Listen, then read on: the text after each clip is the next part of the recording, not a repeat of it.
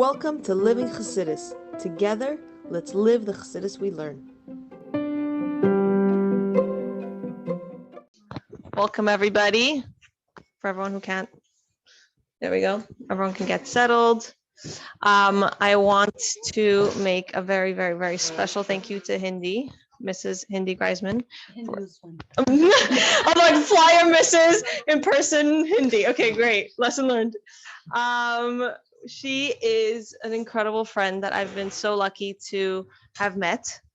First, an amazing shout out to an amazing organization called the Women's Circle. They're doing the fundraiser now. If you'd like the support, go for it. So I originally met her at the Women's Circle, and then we had the great zchus of taking our Kallah teacher course together.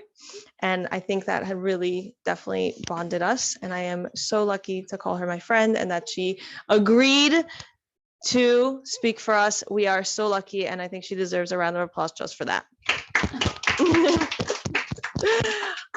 She is the best balance because she has not just two, she has many other hats and jobs, such as a mother and a wife and so many other things that she does for the community and her friends and family. But the two that she's going to be discussing tonight are her time as a doula and her time as a Kallah teacher.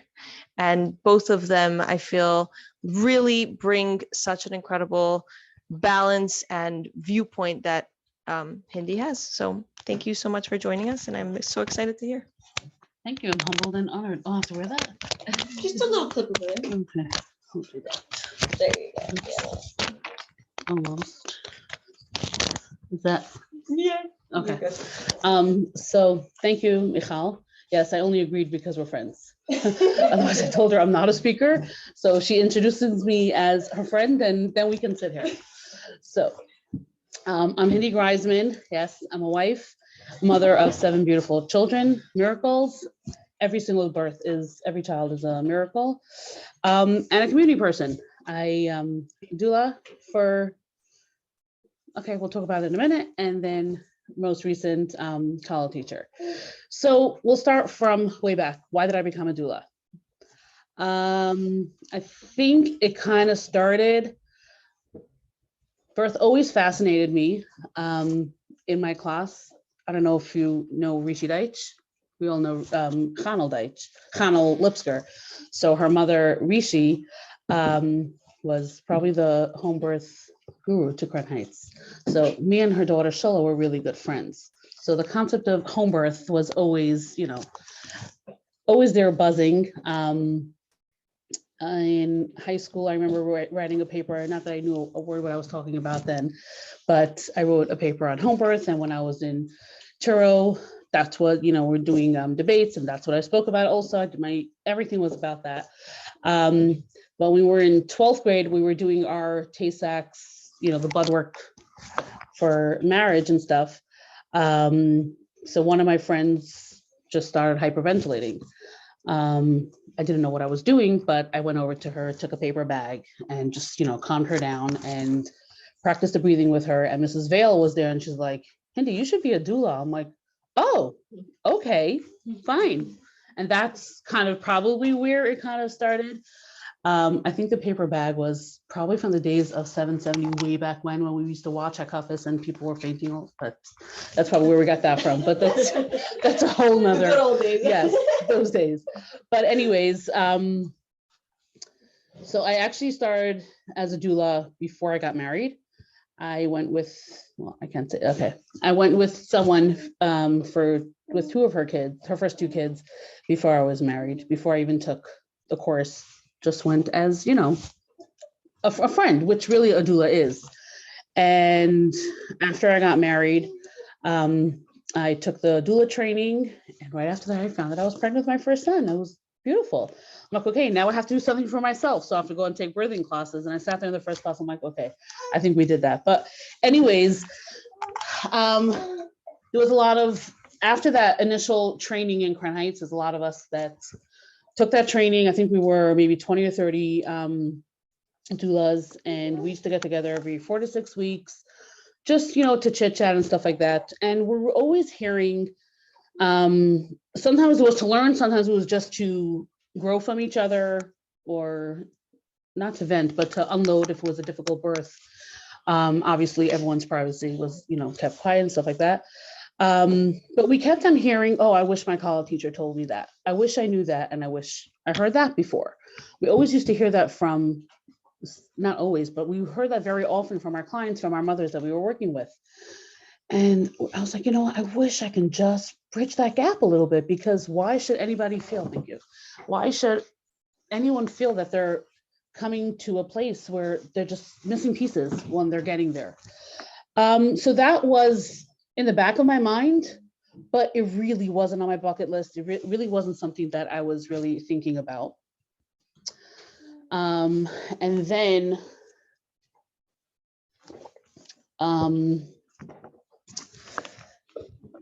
about 4 years ago, it was right before the training took place. I had a teenage brother who passed away. He was 19 and he had a brain tumor and passed away.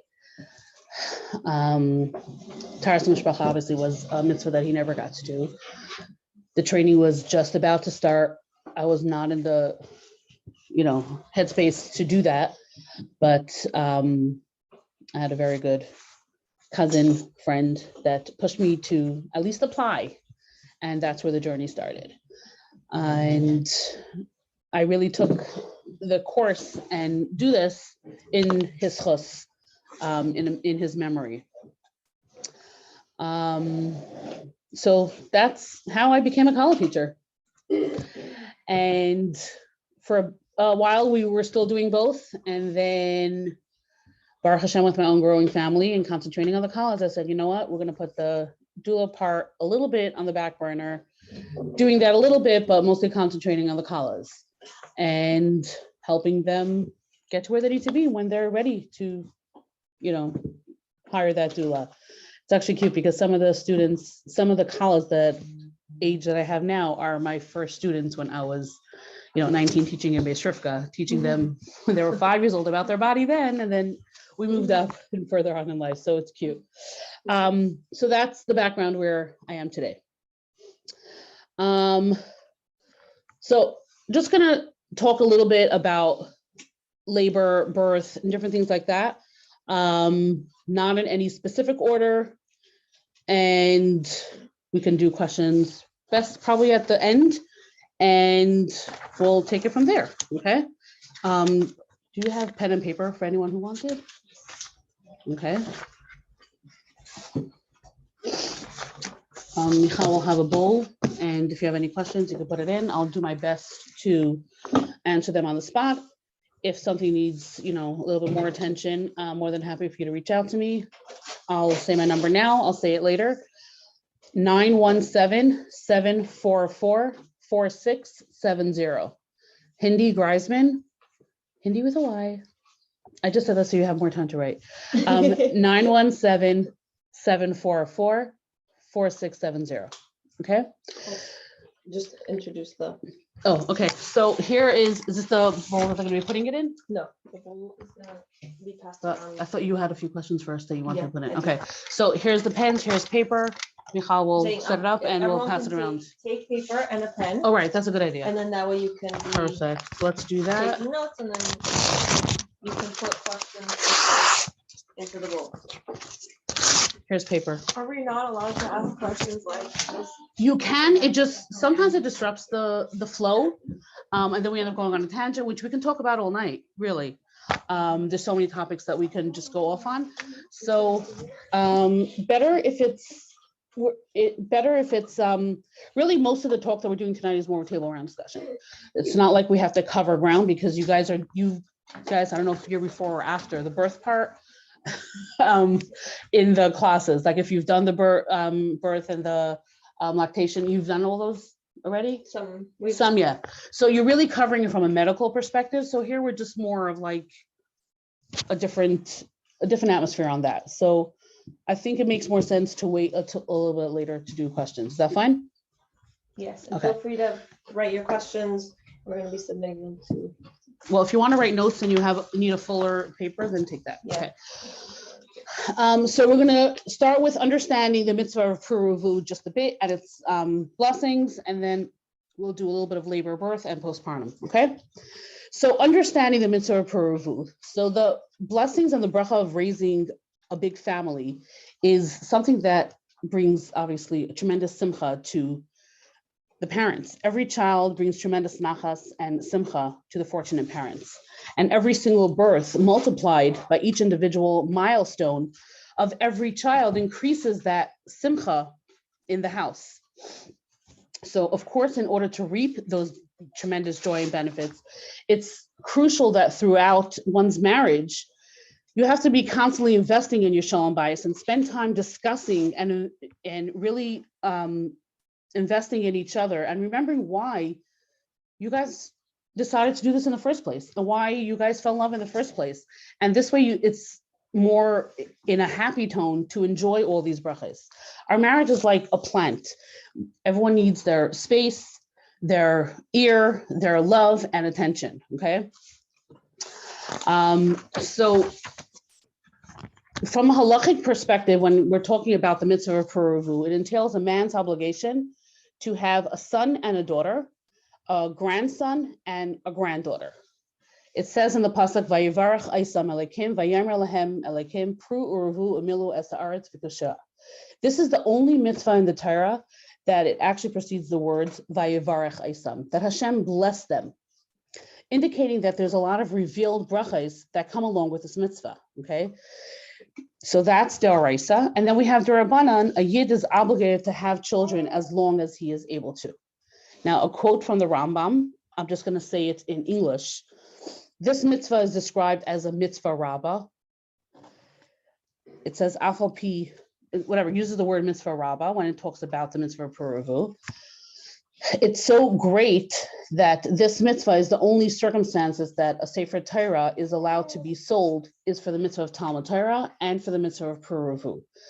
Because the purpose of Torah is to perpetuate its learning for future generations. And that's only possible with the mitzvah of Puruvu.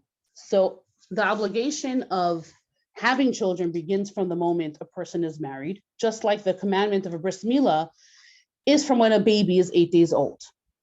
So if a baby is unhealthy, then the mitzvah is pushed off until the health is restored. Actually, not only until it's restored, but until a week after that. Once the baby is well enough for a bris, then we count another week. But as soon as that happens, the mitzvah of bris milah is not supposed to be delayed.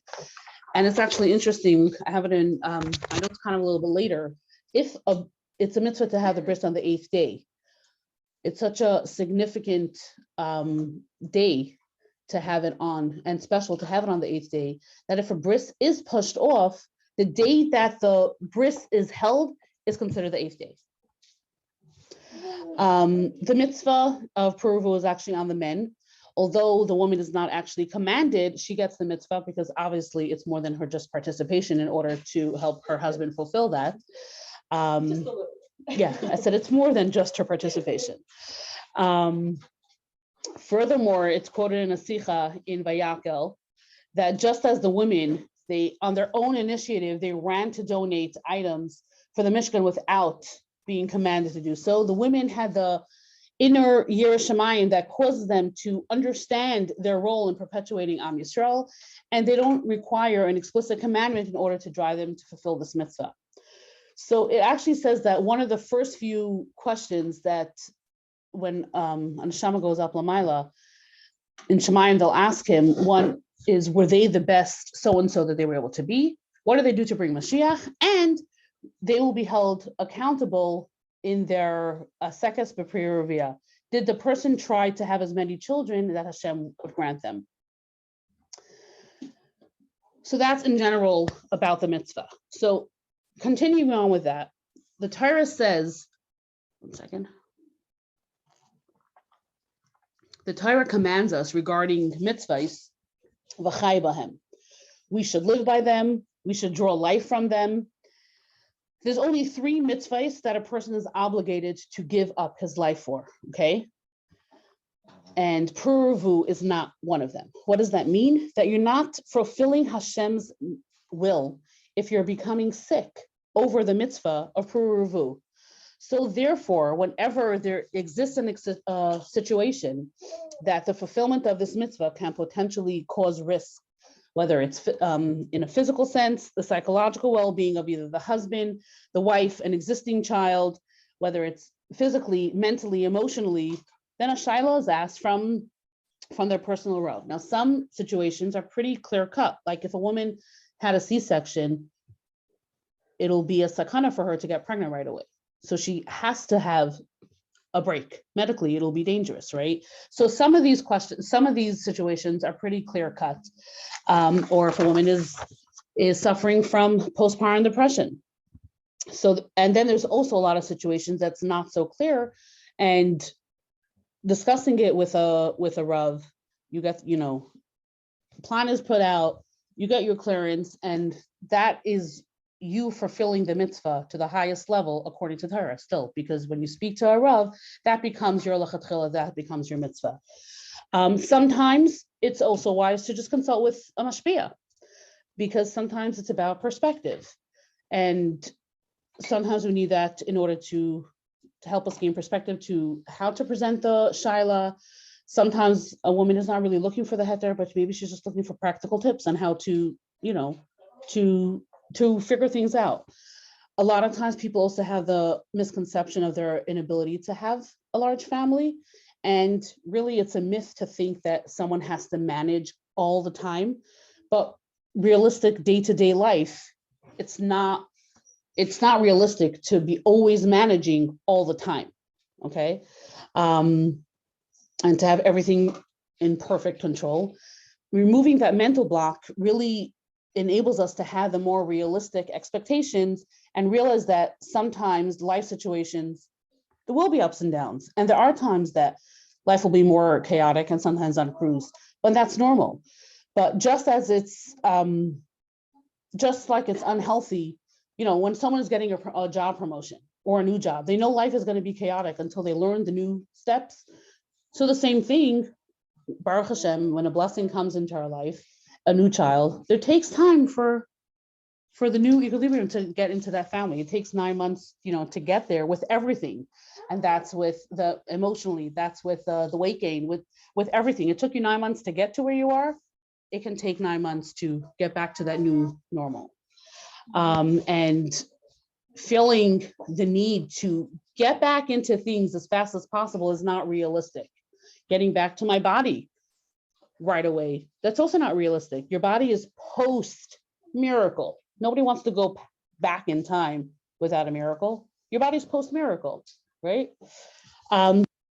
It's just about perspective. So especially today, in the world of social media, we have this picture perfect scenes embedded in our minds of what we see, of what people portray to the outside. No matter what a person is going through, whatever they're showing you is what their best is. What they're posting, that's their picture perfect.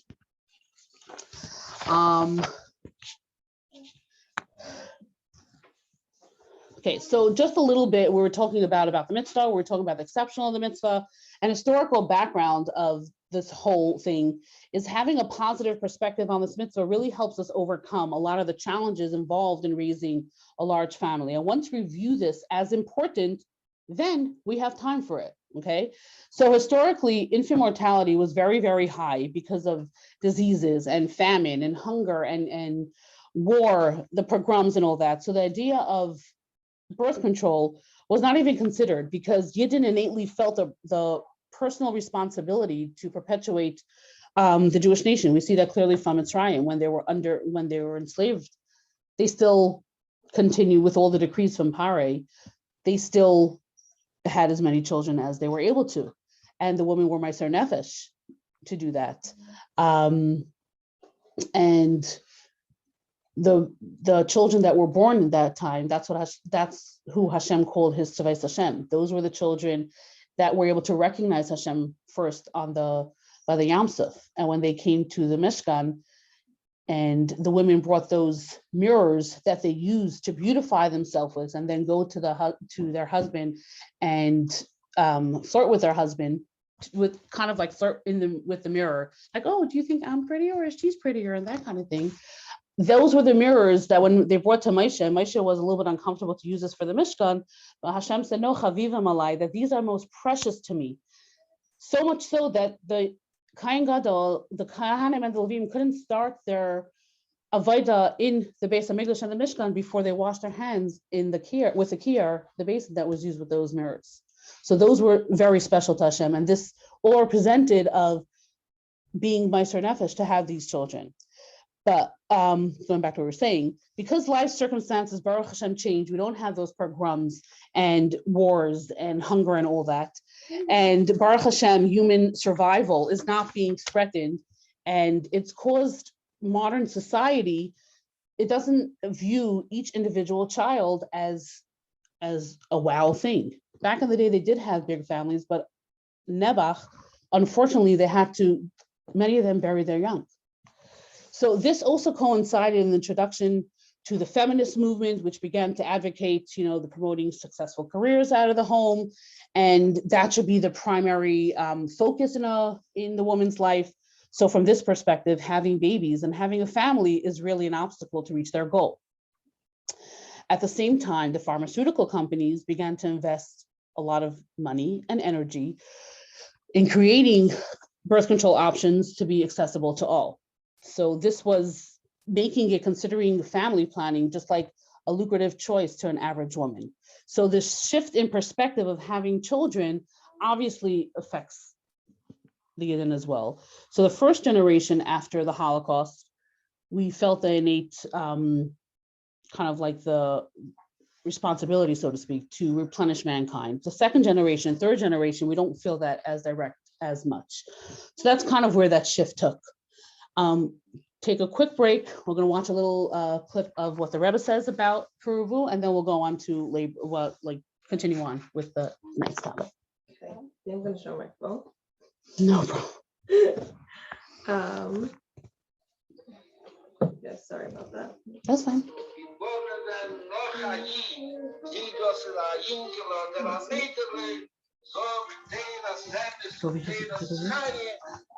I'll share it with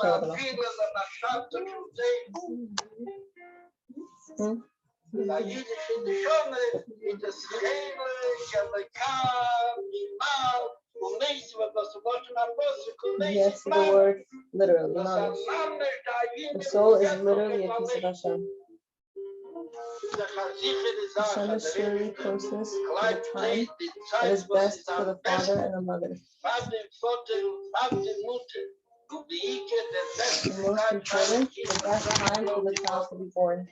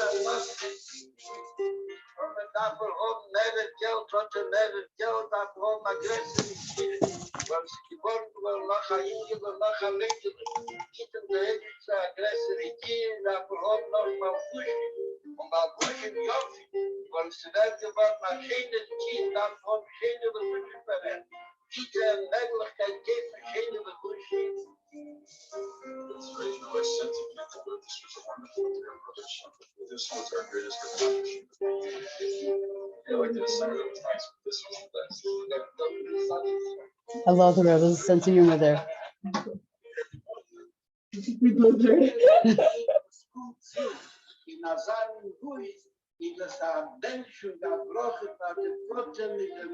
Every additional child is a blessing for the mother and the father, for the grandfather and the grandmother, and for all the children who are already in the home. When they're joined by another brother or another sister, and the child is a blessing for the entire Jewish people, wherever they may be. Financial challenges, cosmetic concerns, marital issues, family planning. Available on DVD. There's so many sichos that the Rebbe spoke about this, but you really hear in the Rebbe's voice, Rebbe's passion the Rebbe really, like the Rebbe gets emotional when he talks about it. Okay, by the way, you could send that video. Yeah, I'm doing it right now. Oh, okay. Okay, so now we're just gonna go through labor delivery, kind of, just not step by step, but just different things that come up in there. So when it comes to labor and childbirth, the Rebbe encouraged to have Sheremilas in the room where the woman gives birth, if possible, even before she enters that room. There's before you're entering the room, you could just put it on. They can't tell you, okay, we're going to room 4, and your husband could just, go ahead, or, if not, it's fine. It's not, if it's possible, if someone's giving birth at home, I guess the second they would go into labor maybe, but it doesn't, if possible, great. If not, the woman could have it also with her, let's say in her tichel, when she's in labor, once she's, settled in, she wants to keep one with her. And then we're going to talk about what point during labor does a woman become nida. So there's definitely, by the time that time comes, hopefully you'll have a Rav that you feel comfortable with. And there's a lot of different components on how to answer that question, because different things happen. First birth, second birth, slower, faster, and things like that. For the most part, if a woman is about 4 or 5 centimeters and already in active labor, that's one indication that she could be, obviously she's slow blood. If she's 4 or 5 centimeters and she's in active labor, if she needs assistance, now if there's no one else around, then she needs assistance to walk, then her husband is there. But meaning that she's ready to deliver, then she's usually nida by then. If she says that she's ready to give birth, like she asked for the bed and is ready to give birth, you'll ask your personal Rav, Mirz Hashem, when the time comes, in your 8th month, you'll have a list of questions. How does it work for Shabbos? Do we call a taxi? Is it better to call an Uber? If you're driving yourself, you don't turn off the car. There's a whole bunch of different things that the Rav will guide you at that time. The same for home birth, exactly. Doesn't matter where you're giving birth. What are you allowed to do? What is the husband allowed to do? And things like that. There's once a woman is in labor, she is considered a chayla b'sakana, someone that's sick and in danger. So there's a lot of halachas that are allowed when it comes to Shabbos and Yom Tov. More Shabbos is stricter, obviously, that are allowed because she falls into that category. Okay, so there's also the question of fasting. Okay, we'll get to that in a minute. Also having the husband present in the room is during delivery is considered obviously the opposite of tznius. And it also says a woman should never be undignified in front of her husband. And the words that is with accompanies that is that he might see something on her that is displeasing, and then that can affect the relationship. So not even from a halachic perspective, from a Jewish perspective, not that we need from the outside to prove that, but you see that it can affect a relationship when a husband sees wife in that manner. Now, saying this carefully, if you a woman should always have the support that she needs. Historically, looking through Tanakh, it was always the description of the miyaldes that were present at birth. It was never a husband. All through the ages, it was women supporting women at birth. Think of when you had your period. You complain to your sisters, to your mother, to your friends about your cramps, about how you're feeling. Your husband is your best friend. That's amazing. That's wonderful. They just understand things just a little bit different. Okay? That's just the way Hashem created us.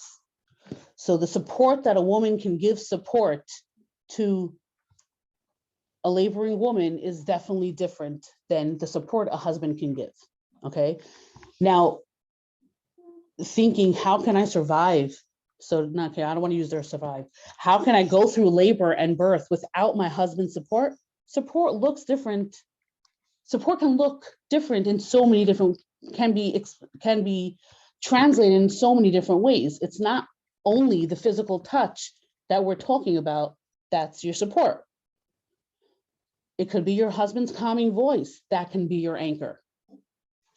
It can be, so again, there's lots and lots of different ways that your husband can be there for support, okay? So in order for the woman to achieve really the full relaxation that is necessary for a smooth childbirth, it's more beneficial to have a woman pregnant, to have a woman present. Well, yeah, it does start with the pregnancy. But even a step before that, being your own advocate is so important. Doing all the preparing, the learning till your birth is so important, because especially when it comes to your first Emir Hashem, even as much as you prepare, it's still the first time you're experiencing things, okay? Now let's go back to having your period. You could have heard about it that first time you had your period, it could have been overwhelming, but you knew what to expect, so it made it a little bit easier. Had you not known about it, it's frightening. So with birth, when it's your whole body being involved in this, the more you learn about it, the more you prepare, the better prepared you are, at least in your mind. So when something is happening, or the doctor says something, the midwife says something, or your doula says something, oh, I remember reading about that. Oh, I know what she's talking about. Oh, I know what that term is. So it's not, you're not walking into, into a Chinese, I don't know, well, not Chinese, but I'm saying, you're not walking into something completely a foreign language to you, okay? So again, going back to about the husband in the room, the Rebbe was very, very strong about it, and comes from it actually not to have the husband in the room at the birth, comes from actually from halacha. It's not just a Hasidic thing, but it actually stems from halacha. But also knowing that it's a very, very delicate time. It's a delicate time that a baby is coming into the world. Bring down a neshama, right? And it's a spiritual thing that's happening. Now, the woman is busy fully in a physical sense with what's going on. She can't be in the right mind to take care of and think about the spiritual side of it.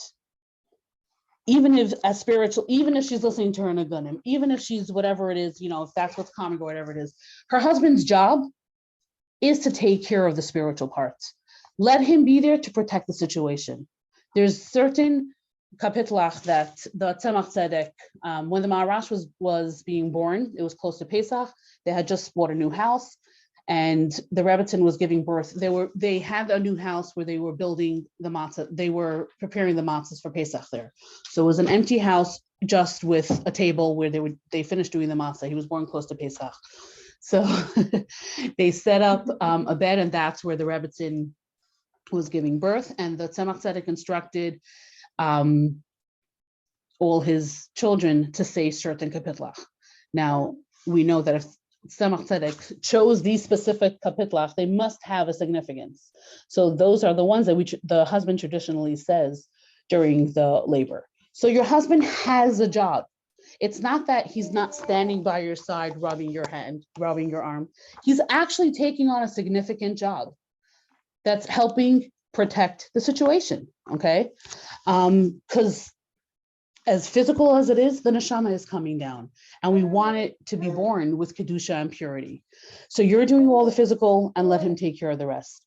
When the Rebbe spoke about the father being in the room, the Rebbe spoke about a lot of things when it came to birth, about not publicizing until the 5th month. Of course, that does not include, telling your support circle, your mother, your parents, your support circle, if you need help beforehand, that does not include them. If you need help, support, whether it's taking care of the kids or keeping yourself nourished or whatever it is, that does not include that. About sonograms, the Rebbe said not to have routine sonograms, if there's a reason for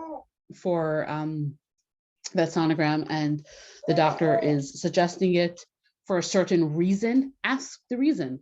I like to say that the doctors are like caterers. You don't have to be their buffet.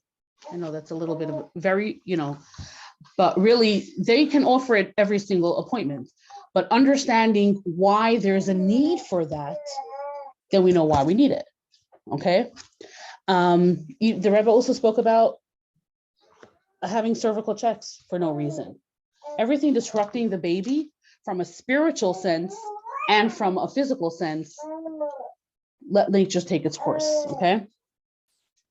So once your nida, all harchakas apply, and keeping in mind when you're packing your bag for the hospital or when you're putting things aside, planning for at home, plan ahead. You know you're going to be nida. So plan what you want as your head covering. Plan if you're in the hospital and you want to wear your own clothing when you're laboring or delivering. You can. It just has to be something that's loose and easy access if the doctor needs anything. There's different hospital gowns that they have a more tznius style. You could plan ahead and what you're wearing after birth. All those things you can plan ahead. Talking about the cervical checks, just from a halachic perspective, to remember that usually when a woman is having her first baby, the cervix is being dilated at the time during labor. But in subsequent birth, it can happen a few weeks before. So the woman can be a few centimeters dilated a few weeks before birth. So if she's having a cervical check, that can make her nida. Not for sure, it can. So in a subsequent birth, that's a good question also to ask the Rav. Having a cervical check past the 8th month, will that put me in nida? Just to keep in mind, cervical check tells you nothing. It just tells you that you're open and you're going to have a baby soon. So a woman could be open 5 centimeters and give birth literally a half hour later, or she can be open 5 and give birth, I don't want to say how many hours later, but it's not really giving you much. It's just telling you you're open. Really, I know I'm in labor. Let's figure out how to progress this. I don't know who just asked that. Why?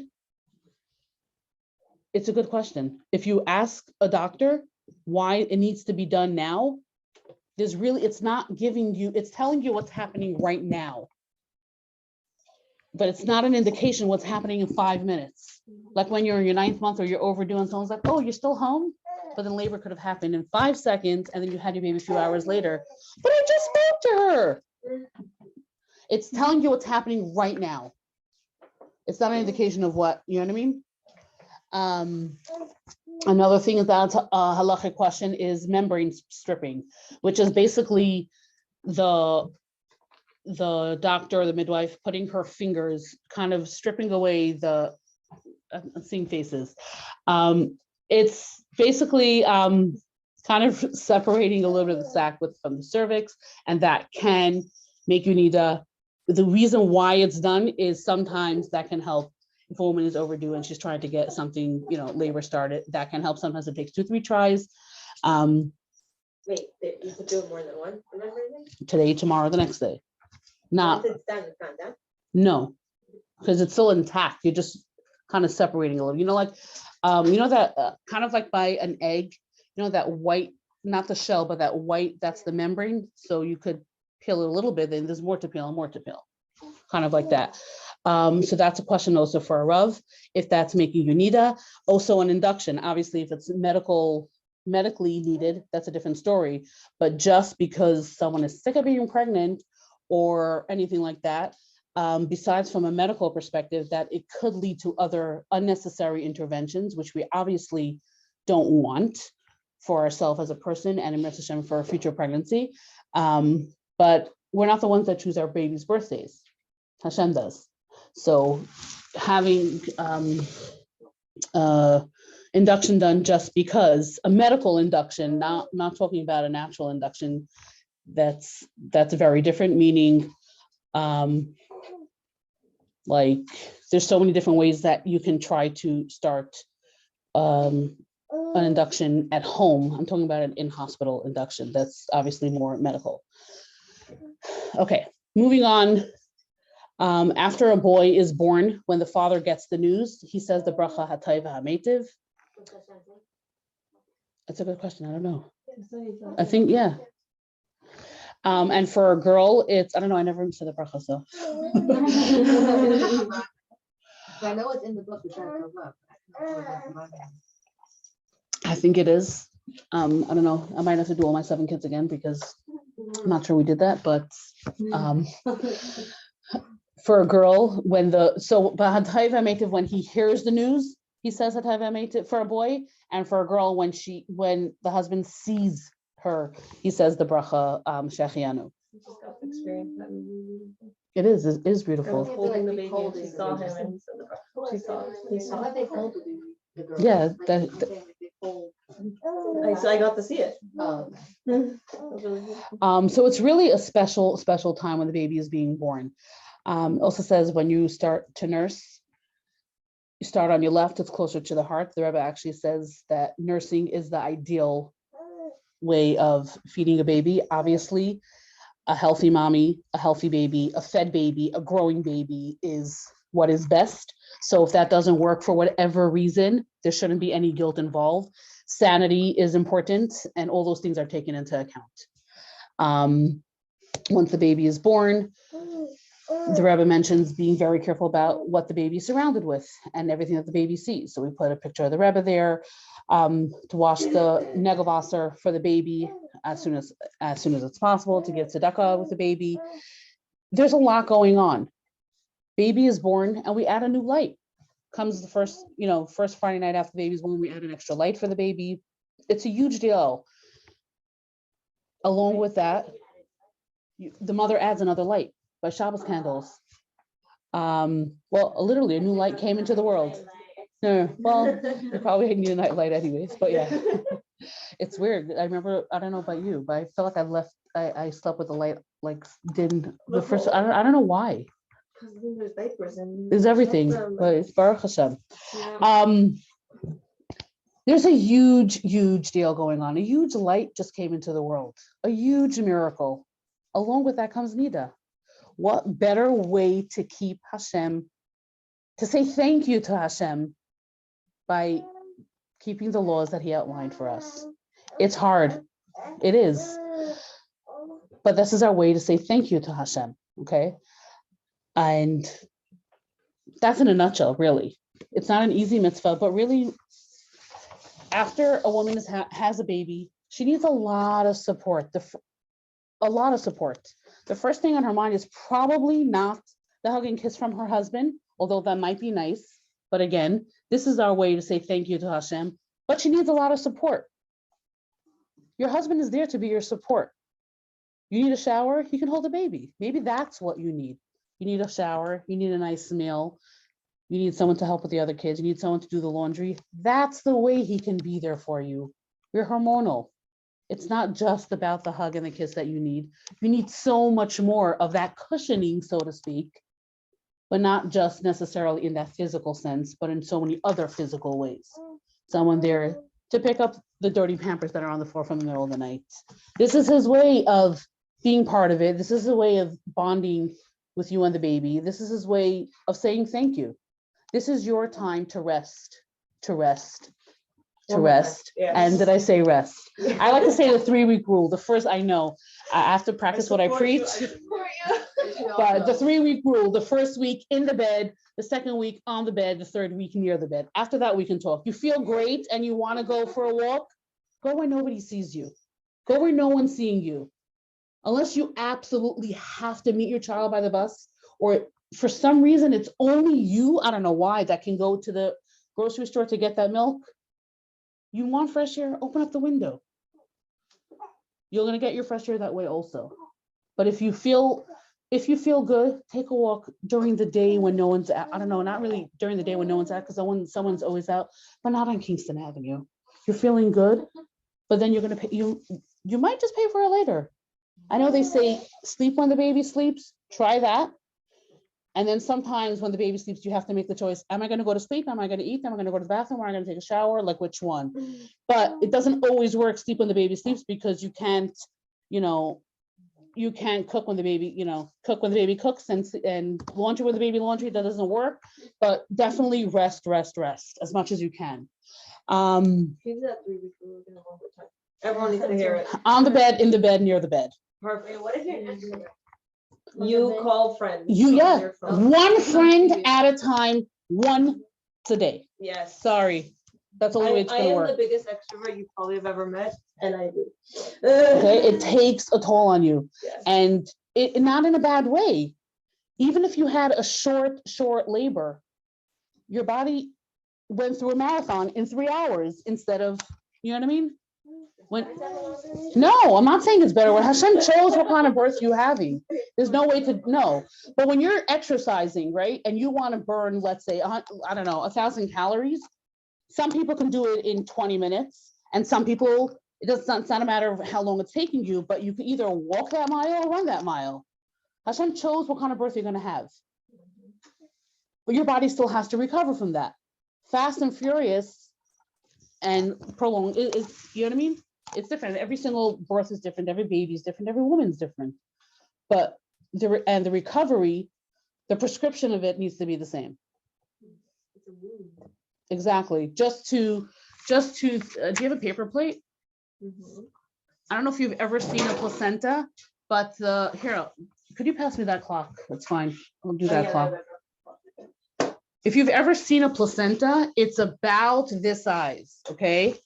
The wound is this size in the inside of your uterus. Imagine wearing that wound outside. You would rest, and not go out, even if you're an extrovert, right? You would have one friend at a time to bring you something that you like. And sometimes when that friend comes over, you'll hand her the baby and say, I need to sleep. You're such a good friend. Thank you for coming. But that's what it is. Imagine we wore a wound outside, right? That's what it is. Thank you. That's our prop. That was the first one. That was our second one. Okay. Where are we up to? Okay. There's so much emphasis on the labor, but there's a lot happening right after. Okay. You're a mommy, enjoy basking in that moment, and that new mommy needs to sleep. So whatever needs to be brought to you, that's fine. Kiddush, sit on the couch. Somehow the negovasser, that's in your room could be brought to the dining room, and that's where you're going to wash for your hamaitzi. That's fine. It's not, you don't have to, you want to get, for myself, when I'm preparing for my birth, I'm buying myself a new tichel because I know this is what I'm going to be wearing for a while. So that's my new pretty thing. And you know what I mean? But you don't have to do anything more than that. Okay. As soon as you start acting like you didn't just give birth, everybody tends to forget around you. So actually the Shir Hamayos, I didn't know this, but the Rebbe actually designed the Shir Hamayos. There's around the Shir Hamayos, there's the words of from the Zohar, from Uziel Hamalach, that's a protection for the baby, who spoke about the Tehillim. And when do you start with the Shir Hamayos? The Rebbe says, if possible, before the woman even enters the room that she's giving birth in. As soon as you get there. I heard pregnancy. That I've never heard, but it's possible. There's a few home birthers here who are wondering when they should put it on their house. Have it in your house. That's fine. I don't know. I never heard about hanging it up beforehand. Did you hear differently? I was told by the man. Okay. Because I'm living in the house, so like I can put flavor in it. Yeah. I don't know. When you're at home, where do you hang it up, in the front entrance in a specific room? How do you do it? So I don't know if it's termed tonight, but I do it in my room because that's where I give birth, and I do it in the front. You can do it wherever you want. You can put it all over. Or one, like, In the front door Yeah. and at the bedroom, and then you'll have one on the baby's bassinet. After you'll go to mikvah, you'll put that one from the bassinet under the baby's crib, under the mattress kind of, because the words of Hashem are exposed. Usually it's the rooms that the baby's gonna be wants to go into. Right. Okay. Like the main room, like I think I have it on my front door and my bedroom. And then a lot of people end up having it on the baby's car seat or just wrapped in the blanket. You could have it wherever it is. I mean, we have a mezuzah on every single door, but we only make a bracha on the one of the house. But we do it. The words of Hashem is on the Sheremilas. So we're not supposed to have holy things like if there's a siddur in the room, in the bedroom where you're having intimacy, it's supposed to be tucked away. So it's the same. Okay. Yeah. And how long do you keep it up for? I don't know. I never officially took them down. It just, I know, I never, yeah, it just, you just have the next baby. yeah, unless, you know, the one in the front door gets weathered away from the sun or whatever, and then, You switch it. Yeah. Some people just have on their front door. Yeah. Your youngest is how old? it's protection. I don't know. I've never thought to take them off.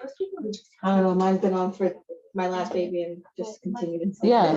Yeah. Is there an immune to have it on the front door? I guess when you paint the front door, I don't know. There's no answer on that. During the room you deliver, do you like cover it or anything for like stages when you're not sneezed while you're giving birth? I didn't hear that. Okay, Like there's questions like, can I listen to Nugunim if I'm not really tznius? right. You're listening it, you know, if that's what's getting you to, you know, if that's what's getting you to your zone that where you need to be, then do that. If it's you're doing it because someone told you to do it and you're just making you nervous, then don't listen to it. You know, do what you need to do. There's definitely different halachas when you know, if you're having one on you, you can easily tuck it into your techel. There's actually different halachas, like when a woman is nursing, and there's a man in the room that's davening, she has to be careful. But if it's just amongst women who are davening, you're allowed to daven like that. The halachas are a little bit different, so no problem. Okay. So talking a little bit about packing the bag, we said, remember, pack things that you know you're going to need. If you want to wear your specific night shirt or whatever it is that you feel more comfortable until you have to give birth, then plan ahead. Think of the time of the year. If it's Hanukkah time, what are you doing about Hanukkah candles? If you might be there on Shabbos, think about that. If it's Pesach, like different, the same way you're going to be planning who's taking care of your kids at home, what you're leaving behind, you know, and going to the hospital, all those things. Even if you don't pack it, then you should have. 100%. Someone's like, how do you, like, what are you doing with your kids? I'm like, a home birth doesn't mean a family event. Yeah. The same way you have to plan ahead what you're doing with your kids if you're going to the And hospital. what you want to wear. Exactly, all those things, for sure. I remember my first home birth. I called my mother, it was right before Shabbos, to tell her that I was in labor, and she came over, and then she doesn't see me leaving. She goes, and she's sitting, and she goes, oh, I forgot you're staying home. It was just very funny. She like came running over because she thought, like, you know, it was like right before Shabbos. She lit candles and came over. Whatever, it was very funny. There's a lot of things that you could find on Sichas online, on Sichas in English. You can find it online or buy it in a book. A nice thing, another thing, right after the baby, you should notify the Rebbe that you had a baby. We asked for brachas along the pregnancy, and the Rebbe has mentioned multiple of times, don't only come to me when you have your problems, share the good news also. So remember, you have your baby, before you make that announcement, you can just, there's a number that you can actually just text to the aisle and they could send in to the Rebbe, yeah.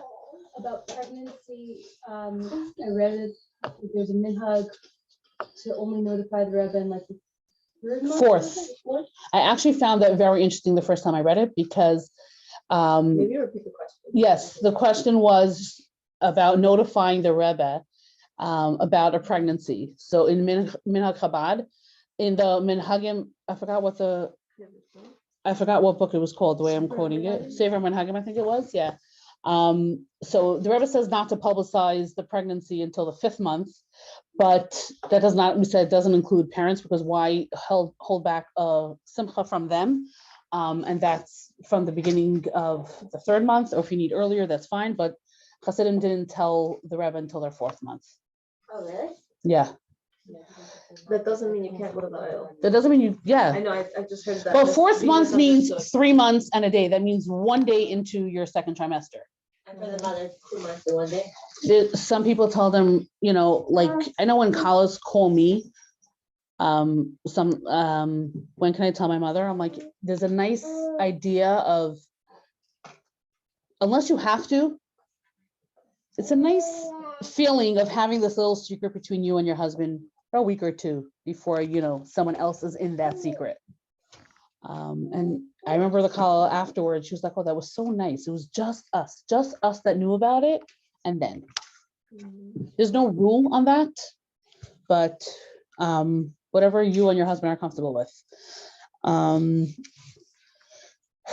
Remembering when you're in labor, Hashem has a plan, but when it comes to it, you are in charge of your birth. This is actually a very interesting exercise. I'm not going to do it right now, but I've done this with women. I asked them to draw their birth, just a picture of their birth. And it was fascinating to see that different women drew different things. None of us were artists. One woman drew a picture of the hospital bed, and the woman took up the whole picture, literally. Another one, there was the doctor, the machines, and then you saw her in the little. It was just the perspective of who's running the show here, who is in charge, the woman or not? Is it everyone just telling her what to do, and things like that? There is a concept of in the medical world of cultural diversity. They have to respect when you have different, when let's say they're offering a sonogram. They have to respect when you say, I have to ask my rabbi about this, or most of us, especially in Kren Heights, the providers that we're using are very familiar about the sonograms and things like that.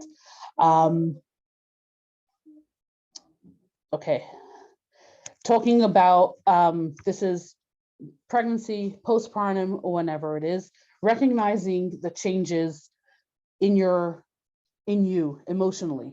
During pregnancy, we know about, we hear a lot about postpartum depression, but those downer feelings can also even start during pregnancy. So noticing those changes in you. If you see something is happening, whether it's a day or after a week, recognize that and speak it out, whether it's to your husband or a friend. I'm noticing these feelings, they're not going away.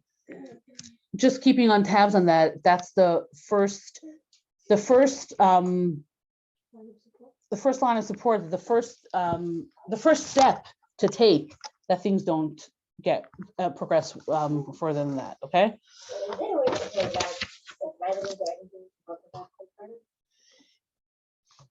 I say from the no, the answer is no. It can happen to anyone at any time of your life. Postpartum is not just the immediate days or weeks afterwards. Postpartum can happen even a year later. Postpartum depression, because you're postpartum. There's a lot of hormones that There's a lot of shift of hormones. What? So it is hormones, and there is ways, but to prevent it, not always. But right, once you recognize the signs of something, there's a shift there, then. But eating properly, getting the adequate support, knowing what you need. Did you say sleep, exactly. All those things are important. Okay. We mentioned fasting, whether we're talking about being pregnant or when you're nursing or right after. If you ask a doctor, they'll tell you don't fast. Even if it's a from doctor, they're not there to paskin, okay? Understanding, even if the doctor says, yes, the from doctor, I know, I understand, whatever, I'm telling you not to fast. He's a medical person at the end of the day, and his job is not to paskin. You could ask him, in general, this is your outlook. Please tell me, for me specifically, tell me the details that are pertaining to me in particular, why you think it's not a good idea for me to fast. Take those details to the Rav, and then the Rav will paskin. Okay, the Rav, I thought this was adorable. I was teaching one of my Kallahs, and I always tell my Kallahs, there's 3 things you're going to hear me say over and over and over. If you remember these, we did a good job. 1, call a Rav. 1, don't look. I don't know how much, and don't do extra badikas if you don't have to. Those are 3 things that will come out of your ears. If you heard anything, that's what we did. So one day she comes to class and she goes, I don't know if this is appropriate or not. I'm like, okay. She's like, I finally called the Rav and he's my new BFF. Is that appropriate? I'm like, that's great. That's all we needed to hear. But I just got feedback from someone who said one of the most incredible accomplishments of the Mercedes is that you got us to not have a fear of calling a road. It's really not And this is someone scary. who's single, like not have a fear of calling a road. I think the biggest gift you can give to your child in Mirz Hashem is them hearing that you're calling a Rav. And they have a question. I once messaged, it was Rabbi Gorelik. My son asked me a question. He was working by Kaparis, and he found money on the floor. So what he was just learning in El Matthias, according to what he learned, is he's allowed to have it, but he wasn't sure. I said, "Oh, we called Rav and asked." So I messaged the Rav. I said, "Is now a good time? My 11-year-old has a question." He's like, "For an 11-year-old, I always have the time." And it was adorable that he sat and chatted with him, asking him first, what he's learning in school and this and that, making him feel comfortable. So when you're actually going to a Rav and he asks you, "So how was your day?" and all that, he's just trying to make you feel more comfortable. That's, it's the same exact thing, but it's really the greatest gift. I want to get used to asking the smaller questions, the easier questions. It's easier to ask later on.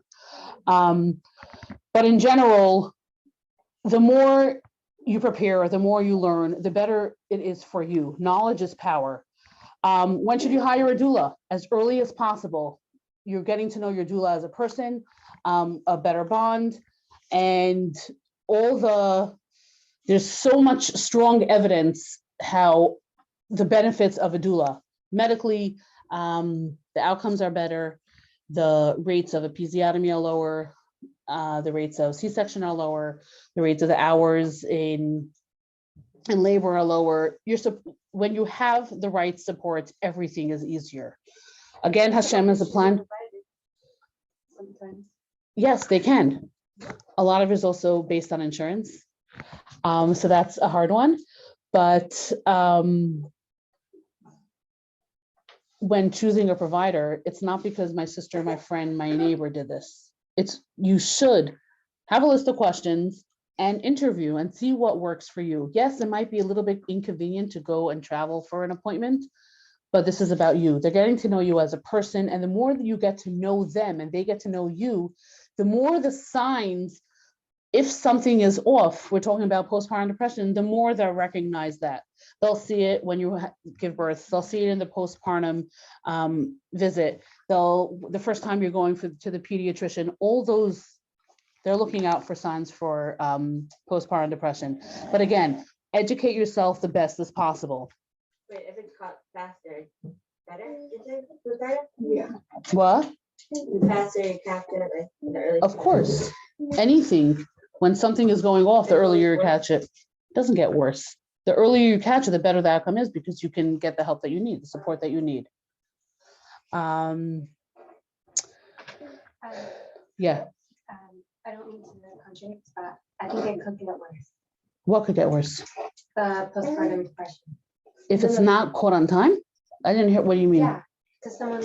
Oh, no, so then you're agreeing. I think there's a miscommunication.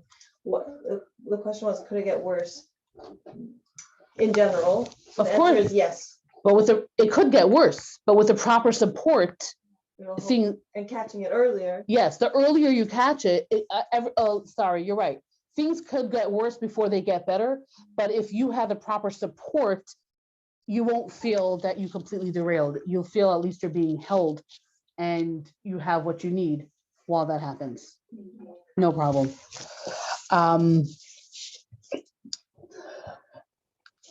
Okay, okay, so we've mentioned that there's different questions that you'll be asking Rav. But we spoke about the cervical checks, going into labor, whether it's in the house, in the cervical checks from the 8th month and on, not the first baby, but after that, if the doctor needs to. Again, there's not really a reason to check in your 8th month. You can have a baby with no cervical checks at all, period, before, during, and after. Then 100% fine. But I'm pretty sure Judy Ribner spoke about it for us. So you can go on our YouTube channel and check out that talk. different questions you can ask a Rav going into labor on Shabbos or in the hospital. In going into labor, whether you're going to the hospital or you're staying home, how does it work with Shabbos? We said at what point during labor are you nida? talking about the 6-week postpartum visit, there's nothing medical about that 6-week visit. It's, I don't know how to say this, but it's an insurance thing and it's an American thing. This 6-week visit.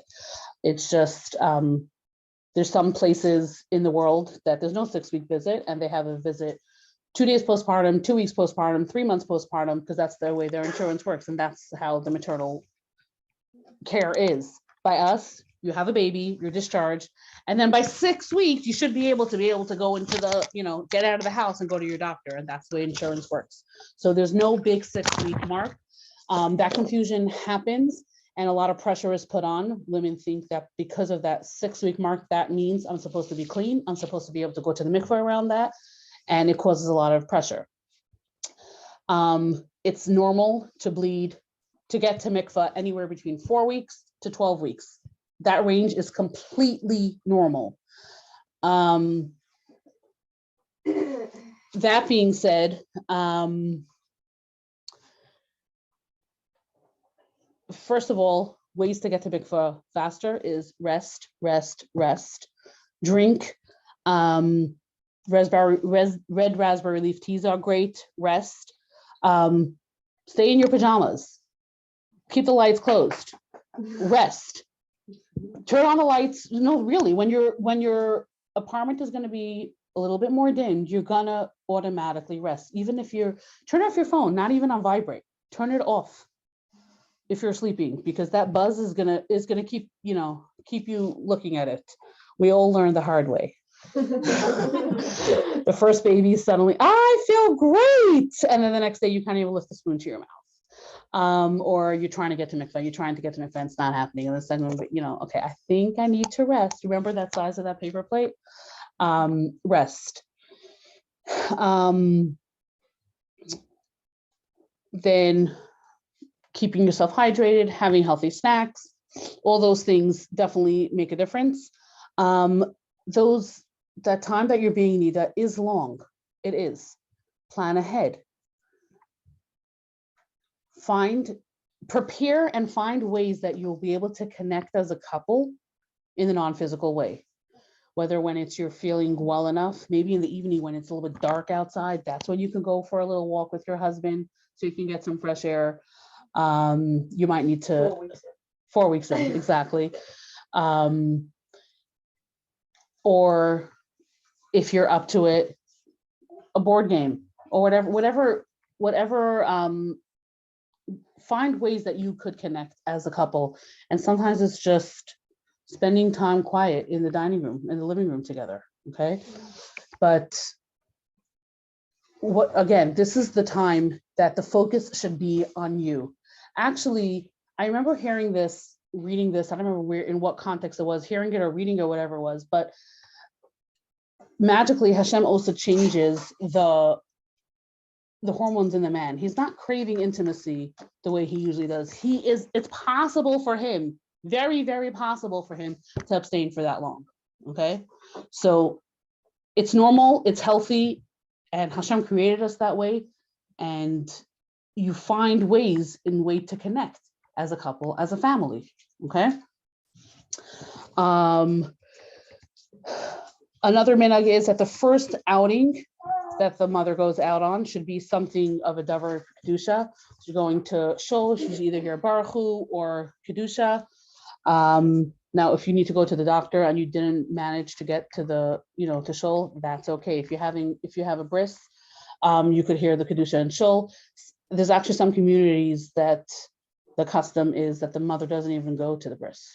I was so in this that way. Yeah. It was so interesting.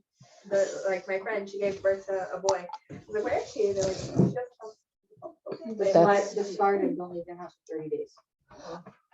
Actually interesting, Shevet Levi, when the Yidden were counted, they were all counted from age 20 and older. Shevet Levi was counted from younger, from birth. But the Moshe went around the houses and he stood outside the door, and there was a baskal that came out and said how many Levium were in that. Because if there was a mother that had given birth within 30 days, she doesn't come out of the house. So there's a baskal that said in the outside how many Levium were in there. So there's definitely a source in the Torah of, of the 30 days. Okay. Now, another thing, naming the baby. You just brought a child into this world. It's a beautiful thing, a holy thing, a Kedusha thing. There's such a value in just being that. There's a special Ruach HaKodesh that the parents that gave birth to that child have when it comes to naming the baby. It's not the grandmother, the aunt, this, that, whatever. A lot of people like to meddle, but ultimately, not ultimately, it is the Ruach HaKodesh that the parents get when it comes to baby naming. For a girl, we try to name the baby at the first opportunity. Some people have in some circles, they have the minhag that's the first Shabbos or whatever it is. If you gave birth on Shabbos an hour before mincha and you don't have a name, it's okay. You can wait till Monday. It's not, but we wait, we do it the first opportunity. When it comes to the birth certificate, there are ways to delay if you don't want to write down the baby's name. It's okay if you have to, but at least don't say the name out loud. So if you need to say it, but don't call the baby to that name. There are ways that you could adjust it afterwards. When it comes to the Eis B'Sefer Torah, writing a letter to the Sefer Torah that the Rebbe spoke about, you could actually send in for a letter to the Sefer Torah and add the name in later. The Rebbe also said to enroll the children into Tzvais Hashem. That was the army that the Rebbe set up, what we're trying to do is surround the baby with Davar Shebekdusha. The Rebbe spoke about a lot about surrounding the baby also with kosher images. By a girl, we have a kiddush, and this is literally to give thanks to Hashem for the miracle that he gave for us. Now, when a child is born, we give the parents a bracha, l'tara l'chuppah l'maisem tovim. In other circles, actually, in some circles, they just say chuppah l'maisem tovim, not l'tara, but the Rebbe was very into educating his women, and we say l'tara l'chuppah l'maisem tovim. And it's actually interesting because sometimes there is an idea of, they say that having a kiddush is a skula for a shidduch because we're saying l'tayra l'chuppah l'maisem tovim. And I know I've heard this concept before of older women that have not found their shidduch yet had a kiddush, so people can re-bless them, or maybe they didn't have a kiddush when they were younger, but they had it when they were older as a skula to get married because people are benching them. L'tayra l'chuppah l'maisem tovim. We at Lemich Sidis, we posted. That's beautiful. That's so nice. Doesn't always work right away. Doesn't always work right away. Nothing ever. I'm saying Correct. it says No magic. Yeshua Hashem Keharifayin. Yes. Sometimes, for a boy, we have a Shalom Zachar. It's on the Friday night. It doesn't matter if the baby is there or not. Like the mother could still be in the hospital with the baby, but you still have a Shalom Zachar. By the Seder, we don't eat after Afikaiman, but you still have a Shalom Zachar without food. But Yom Kippur is also a time when we don't have food, but for some reason, then you don't have Shalom Zachar. I would imagine because you're just saying tell him, but you should be busy with that.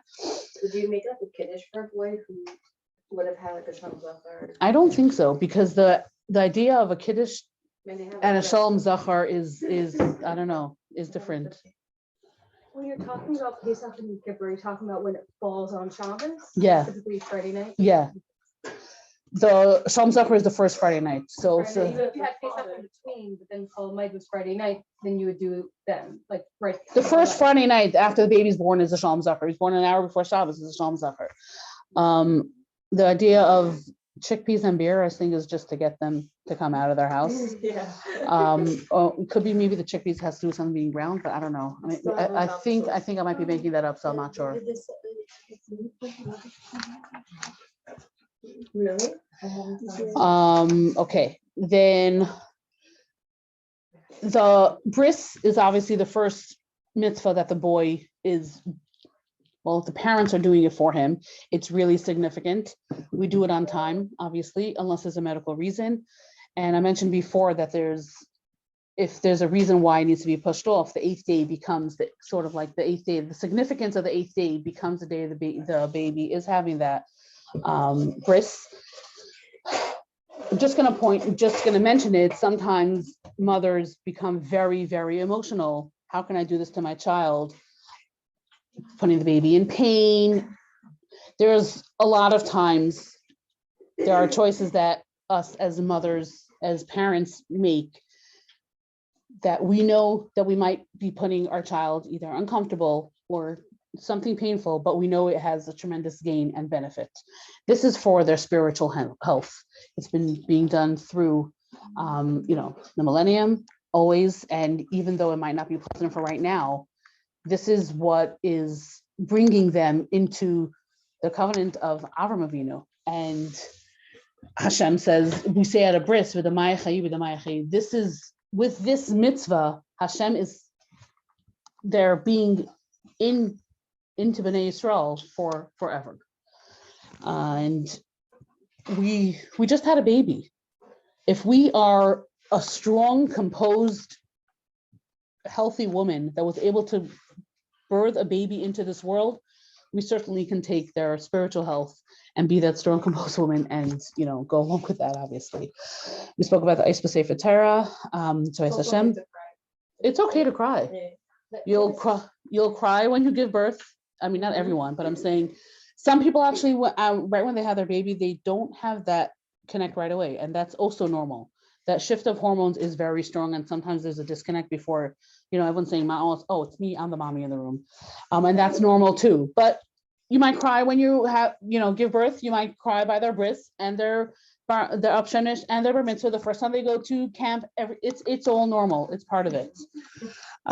Those are, the song, he cried happy tears in Parshas Vayechi when Yaakov and Yosef, they cried happy tears, whatever. So those are happy tears. It's okay. Wait, isn't it like after school? No, you could do it through Twice Hashem. Nothing, it's not the way when we were kids that you actually go up in promotion and ranks with the Mashiach times and all those things, the missions. But the concept of just signing them up in Twice Hashem, you could. Hachayal starts, I think, from like pre-1A or first grade, but you could sign them up into Twice Hashem. Probably, yeah. And you just got like a serial number. Exactly. In the secretary, yeah, you said it. In general, when it comes to plan, postpartum, go with the flow. You don't have to, no one says when you have to have your, you have to feel your best, look your best, and when you have to have your life back together. Go with the flow. Don't plan, but don't plan too much because nothing goes as planned. So just take it easy.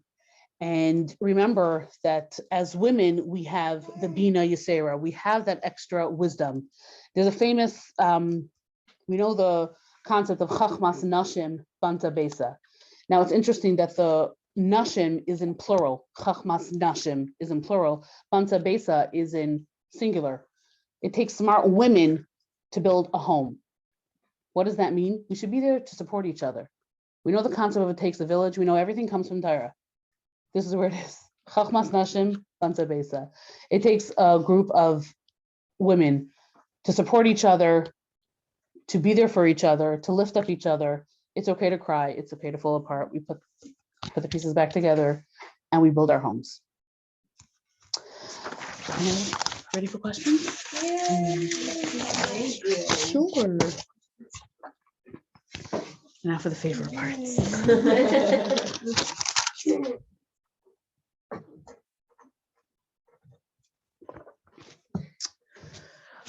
Why don't we share the baby's name out loud before the bris or the kiddush? Because the naming actually happens at the Torah. So that's when you're announcing the baby's name. I remember one of my births, the midwife asked me, what's the baby's name? And we didn't know yet, whatever, finally we knew. And she's like, okay. I said, I'm gonna text it to you. She's like, okay. I said, yeah, the baby naming ceremony, that's when we announce it. She's like, she was totally respectful. That was fine. But I mean, hopefully it's not like options. Of course, you could discuss it with your husband. Some people might think it's where, like, yes, it's not- No. You're not announcing that this is the baby's name. Just keep in mind, sometimes when the bris is delayed, and it could change, that's besides the point, but if the baby's name is delayed and it went onto the birth certificate and then it went to the insurance card and you're at the doctor's office and they're announcing, okay, this and this, and you're like, okay, this baby doesn't really have a name yet, but it was just announced. That's just something to keep in mind as well. There are times, doesn't happen that often, but you discuss the name and suddenly something else comes out of the husband's mouth. Correct. And No, but that's, we make sure to write it because I have to tell president.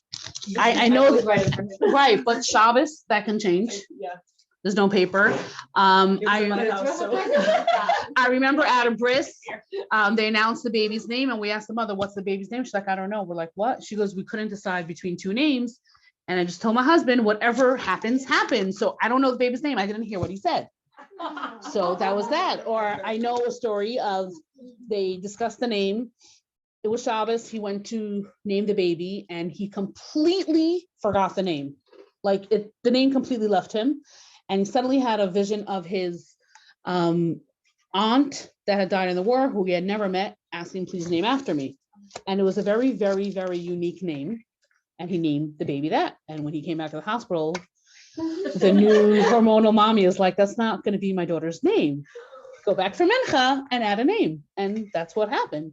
He went back, added a name, and Baruch Hashem, exactly. So there goes the it's really a spiritual thing, the baby. I mean, I know there is, Regardless of family. I know opinions. it is hard sometimes when you have a lot of opinions, and yeah, it It's is also a hard. message for all of us. We're the mother-in-law. It's not our business. Exactly. I do- Exactly. I do want to add to that. Yeah. That in the process, it's important not to vilify the people who do meddle, because like I've seen firsthand how much pain a mother who just lost her father really wished that this boy would carry the name. And so even though the parents, it's like they need to stand in their rules of Kaddish, also just to know that For 100%. like people have feelings. And, We all have feelings. yeah. The new hormonal mommy also has feelings. So does, whoever is having an opinion. And of course, everything needs to be taken into account. But ultimately, it's the parents that have the baby, and they have that Ruach HaKodesh. Sure. Just to go by it kindly. No, People could be like, that's my baby, and I feel like you can do the same thing in 2 weeks. 100%, 100%. And sometimes when the baby naming is happening, look at people's faces, they're so sure, and all of a sudden it's not what they, completely. Is it a Chabad minhag to name after people?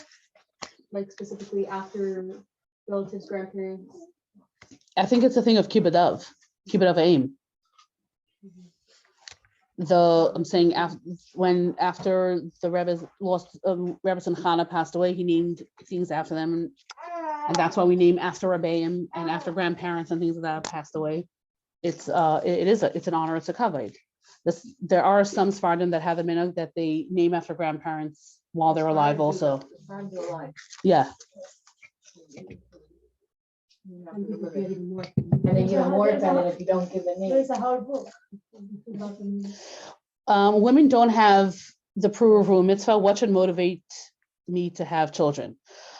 So naturally, most of the time, a woman naturally has a desire to have a child. And what the Rebbe says, one shall have one child and taste that tremendous nachas and joy, she'll want to have more. That's just the words of the Rebbe. Can I just add that I haven't heard people speak about this, but I've seen the Rambam says it's a derabanan for women. The mitzvah also applies to women derabanan. So it's not like women are totally off the hook according to. Well, you can't have a baby without the mother. I mean, ask a Democrat, sorry. Things might be different, I'm saying in terms of Just- the mitzvah itself, Right. like, there are Torah authorities, including the Rambam, or at least the Rambam, who says that women do have the mitzvah at least derabanan. The way it learns is that we get the benefit the schar, though. We get the schar, we get the reward and all that, for sure. When it comes to chinuch also, the official mitzvah of chinuch is on the man. And a lot of the work is from the loving mother also. Okay, Also. The husband gets a jewelry, the wife gives her. that's not a thing. Really? No, it's not a thing. Even not by the vow. No, it's not a thing. Really? If somebody wants that and that works for their shalom bias, the question was, are you supposed to get a piece of jewelry every time you have a baby? No, A push present. It's That's not, just a thing that it's- people do. Really? if it works for their shalom bias, then let it work. If you want to go by halacha, is he also buying her something for shalom shagalim every single time? That's halacha. That's halacha, That, it's in the Kasuba about for the young children, right? about giving a new jewelry or clothes. So that's halacha. A push present is not. Now, if that works for your shalom bias, that's fine. Some people want a piece of jewelry. They said, okay, if my birthday ends in a 0 or a 5, give it to me then. I don't want it every single. I'd rather want one big thing every 10 years than small things along the way. So it's not a thing. Glad you asked. But if it works for both of you and it works, whether it's money wise or it makes you both happy or whatever it is, that's fine. A great gift could be a postpartum massage also. It doesn't have to be a piece of jewelry, whatever your gift is. How often do you wash negelwasser for a baby? So we mentioned negelwasser when the baby is born, to try to wash negelwasser as soon as you can. Also, also to say Shema, Maida'ani, Shema with the baby and the psukim. There's actually a recording of the Rebbe saying Maida'ani and Shema. Do you have it? I'll send it to you and you'll remind me, no problem. But also, especially in the first few days, when is morning, when is night? If you're always in pajamas and you're in bed, right, for the first few weeks.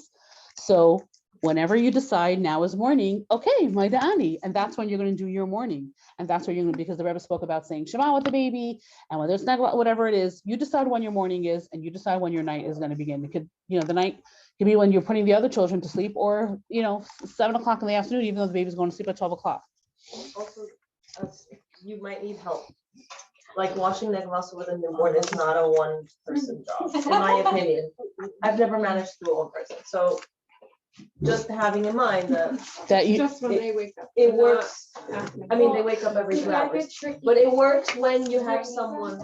Right, I'm saying, yeah. like, you're So hoping one of the that- Rebbeim, the Rebbitzin was makbid to wash every time she nursed him, and he always had a yarmulke and all that. In Hashem, yeah, that was what she was. She knew she was raising a Rebbe. But I thought you was told to do that. She knew she was raising the future Rebbe, exactly. So we can use that as a hira, but not not as an oppressor. Yes. If you manage to do it once a day, that's fine. And if your first few days was one long day, that's also fine. That's fine. That's fine. If there's no other support people available, is husband allowed to help? Your husband is always allowed to help. I'm assuming this is. I'm like, let's clarify Okay. that. I'm assuming this means during labor and your nida. This is. Or even after labor and you're. This is an amazing. Okay, first of all, if there's an emergency, if there's an imminent danger, absolutely, there's no question. This is a great question for a Rav. The Rabbanim are there to be your advocate. They're there to be your friend, and they are very, very creative. Okay, they really, really are. I mean, I don't have to share stories that, but this is a great question on how my husband can help me when this and this is going on and I don't have any other help. Let's say a woman had a C-section and she's home, she's sent home, but she's not ready to do anything besides for maybe roll over to nurse her baby.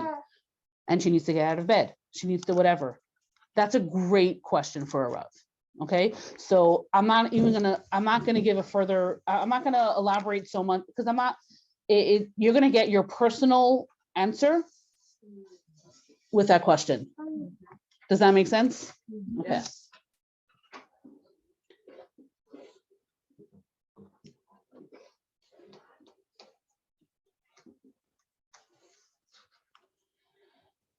Husband not in the room. What about unconditional respect, attraction, love in every way I am and show up in this world? Seems conditional, only feeling a certain way based on false. I can't read the last word. I'm not under. What? Basically, I was at a Shabbos people with this entrepreneur, and there was one woman, she's secular, she has her issues with faith, but I remember that there was like a law said how to respond, so I was just wondering if like you have insight in it. So she was saying that like, she finds that to be like an unhealthy relationship between a man and his wife, because she was saying that like on the contrary, like there should be so much love that you should know this person is there for you in that moment. He is there in that moment for you in a different way. Right. He's there doing the spiritual aspect and asking Hashem that everything should continue going smooth and everything should go just as planned in a healthy, happy way. We want a healthy, happy, there's not only one way. If this was the only way a husband can be there for a wife, life would look very, What about yeah. what about the I mean, if there was the only way to express love between husband and wife is in a physical way, what happened to mutual respect, giving, sharing, doing things for one another, communication? There's so many other ways to be there for one another. I don't know, like, you know how, I mean, ever watch an old couple, they can have a conversation without having without an exchange of words, and you could walk in on that and it's so intense and they haven't exchanged anything. That doesn't happen. That's not physical. Can you just repeat the question? Oh, not yeah, that was just like quickly written down, but I guess this woman was saying like, is my love conditional based on my husband seeing me only like when I'm perfectly dressed up? And she was saying like, when his attraction and his love, you know, like, isn't that the real test? That was kind of her question. I want to repeat it. Yeah, so almost like, is he only loving me when I'm looking like a model? Basically, yeah. And therefore he's not, because if he sees me in labor, then maybe that's not a good relationship. It doesn't show well on a relationship. Giving birth is very, very, it's intimate in a different kind of way. You're expressing yourself in the most, your most vulnerable state. I know this is being recorded, but I don't know who's listening. But the sounds that you might be making during labor or giving birth might mimic the same sounds that you are in privacy with your husband. You're using those same hormones and that same strength and that same brain that's giving you that relaxation to come to a place when you're being fully intimate with your husband to birth that baby. You're being connected on such a soul level at that time. He doesn't have to watch you give birth to be connected to you. And viewing that, it's different when a husband is part, as much as he's part of the process, it's different as a husband being part of the process and a full labor support person being part of that process. It's hard, as much as they're involved, it's very, very hard for a husband to watch his wife in pain, in that kind of pain.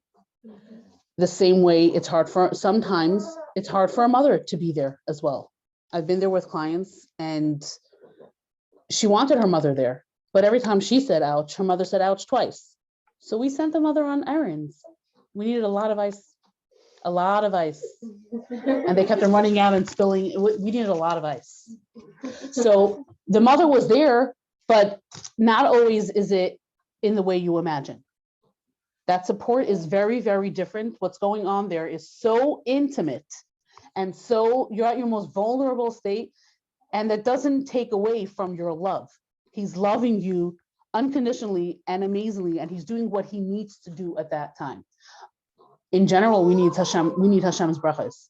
At a time, at birth, when a neshama is coming down, and we're considered as a woman that's in danger, we need those. That's what he's there for. He's holding down the fort in that sense. So he's really, really supporting you. He's just not holding your hand. He's holding the fire, and that's what he's supposed to be doing. I also want to add Sure. that there are things that you can prepare before. Like I know some couples that, for example, he writes her like a sign, or the affirmation, exactly. He records affirmation for her, or that he's able to be there with her and support her without, that. Does that answer the question a little bit? It helps, yeah. Okay. I'll tell you what also, before you've given birth, it's really hard to imagine that. I know. I know it's a silly thing to say. No, I like, even as I'm asking the question, I know that I'm coming from a point of view which is hard to relate to, and I know that. I guess the question is like,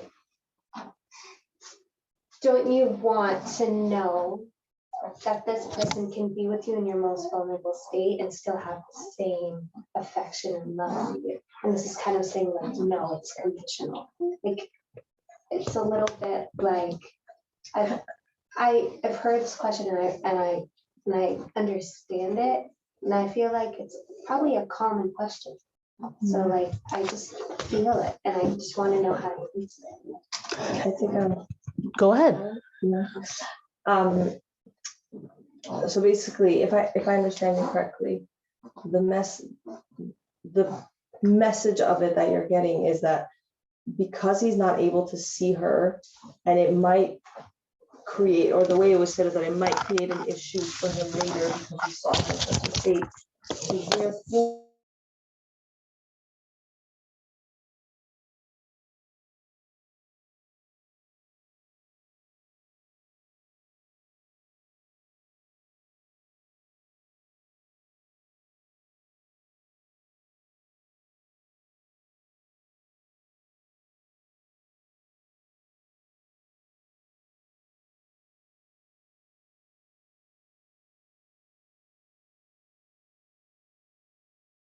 Honestly, when you're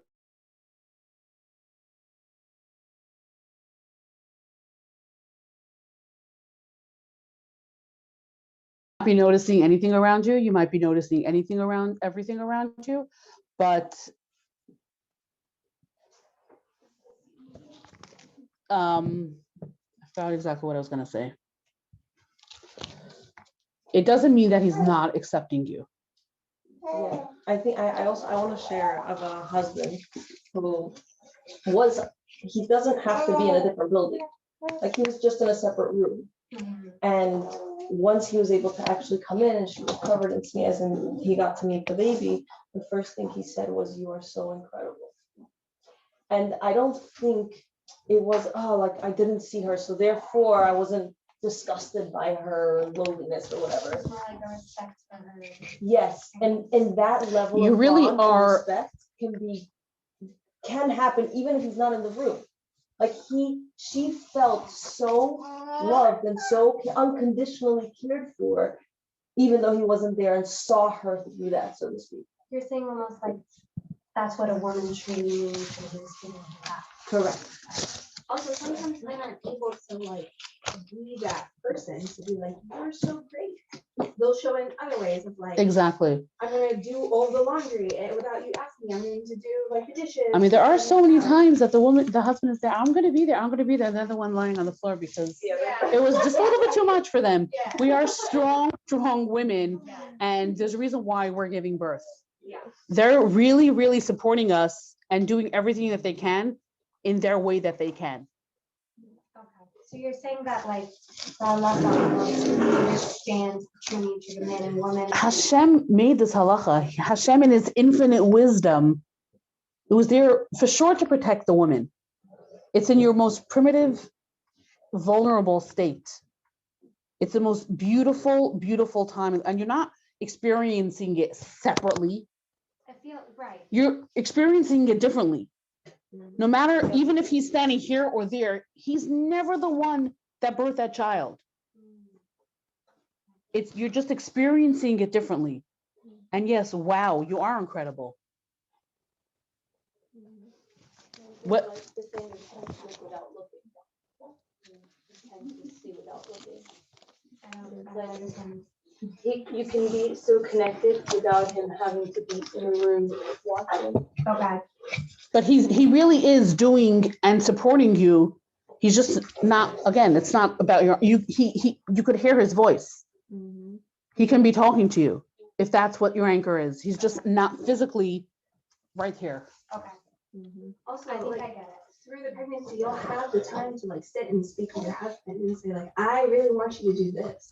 Right. Can you do this, like this? And he'll say like, okay, yeah, I think I could do that. Or maybe I'll have to like do something else. Or like, can we talk about this? Like, that's also a beautiful part of building the relationship together. You communicate what you need or what you think you need. And he says, okay, well, I can meet you there, or I could, yeah, I'm willing to do this for sure. Right. You're saying it's a like partnership remains when it's Absolutely. Okay, what is a normal time frame for getting pregnant in the first year? I'm assuming during marriage, after marriage. If you're trying, first of all, enjoy yourself.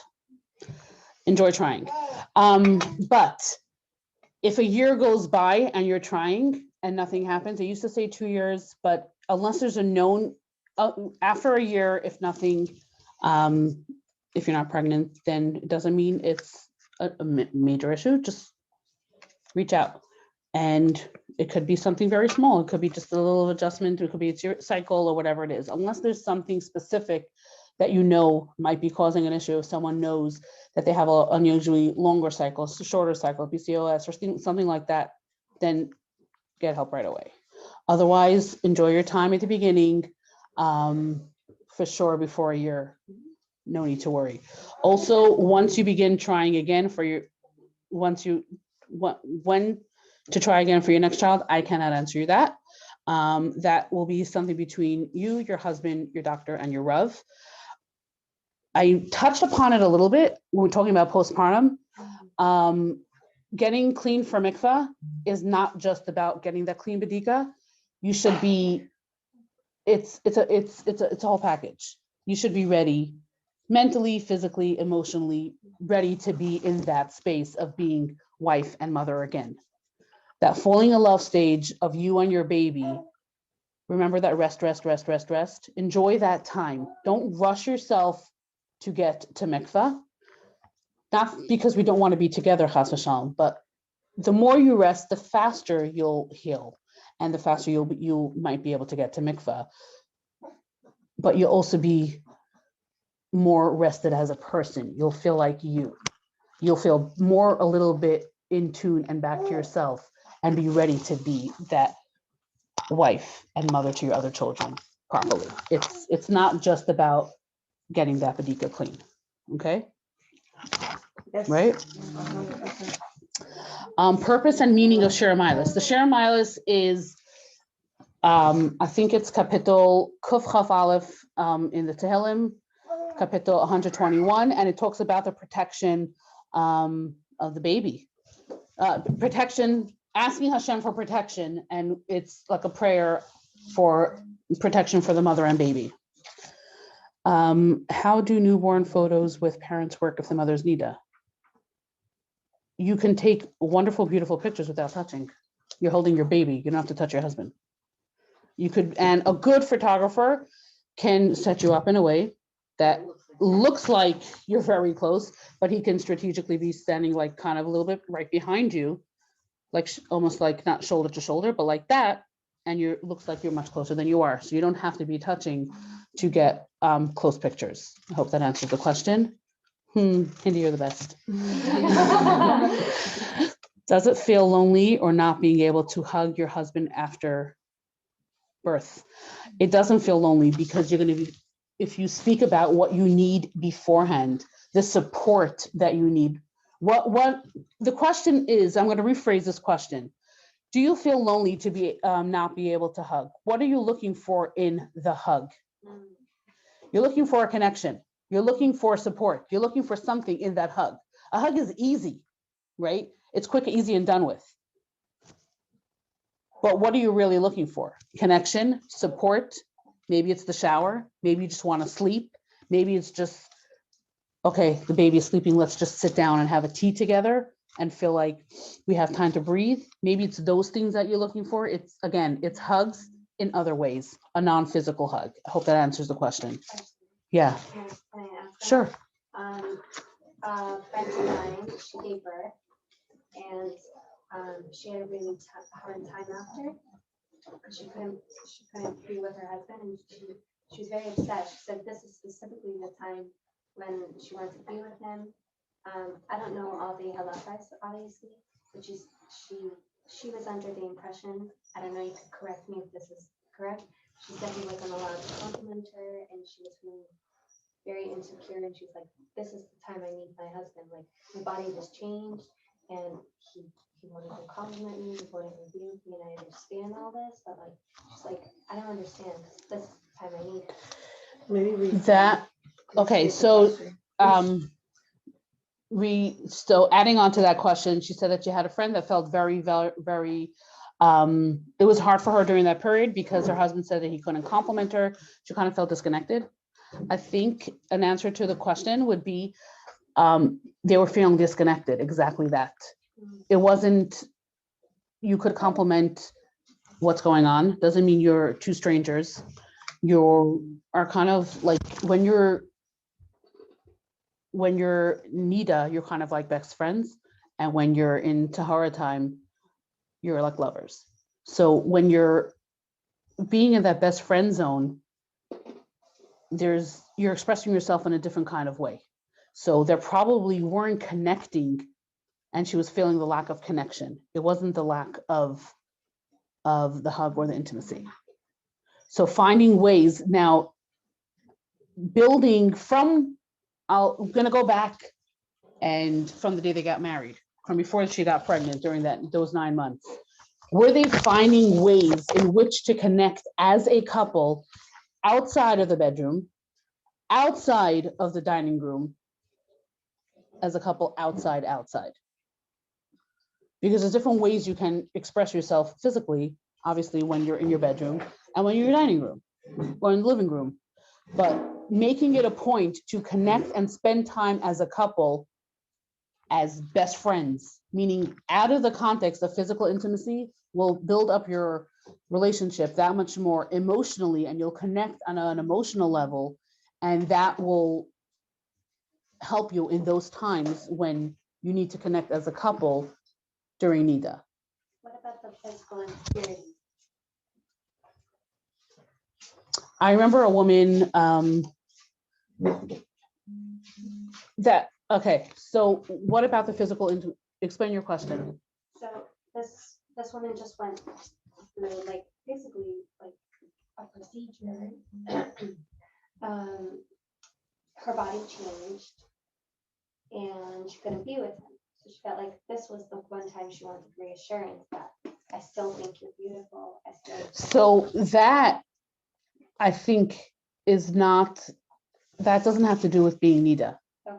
I think that was, he would probably need to learn how to connect with her in a way that is talking to her, the support that she really needed.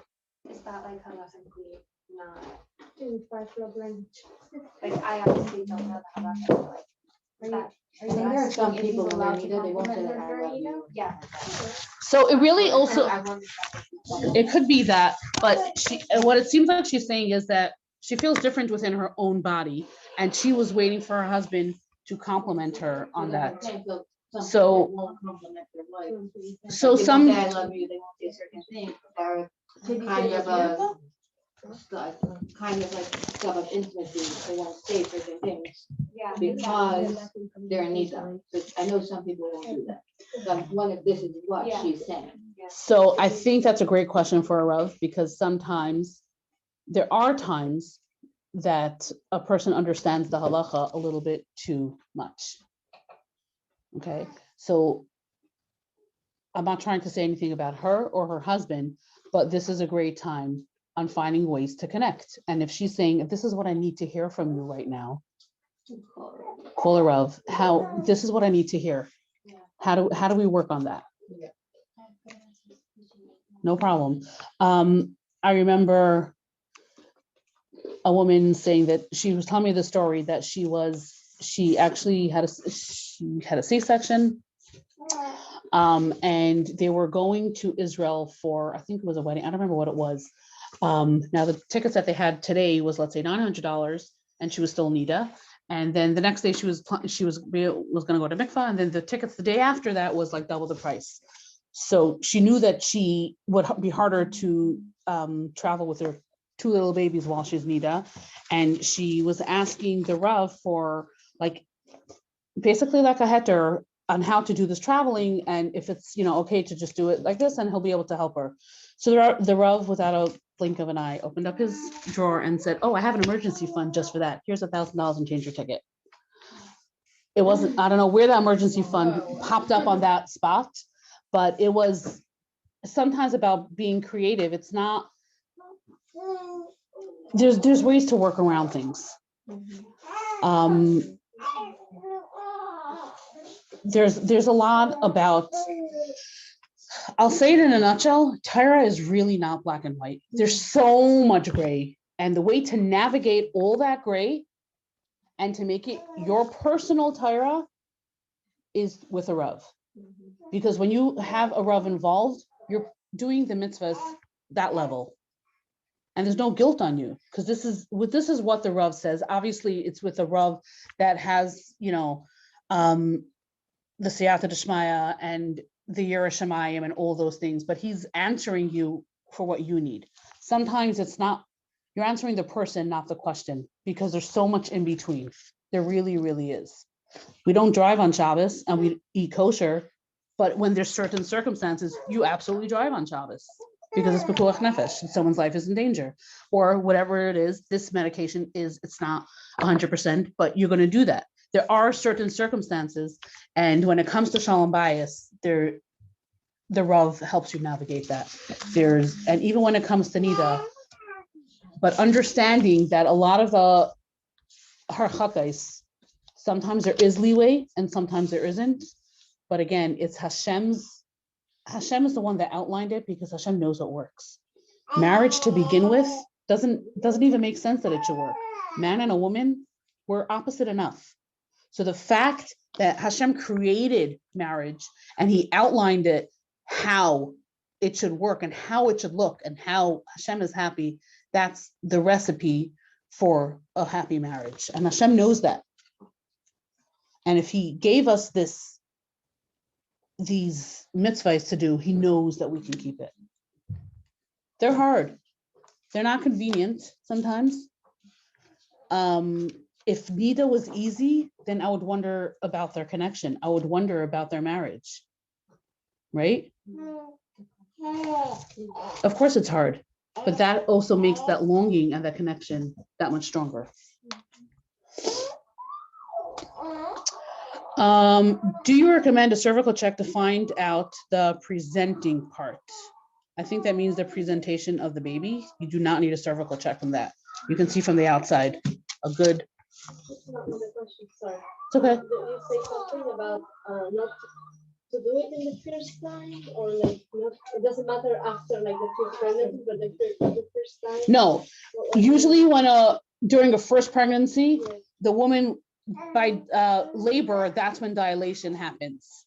Dilation means that the cervix is opening, but in a subsequent pregnancy, you could be open for a few weeks prior to birth.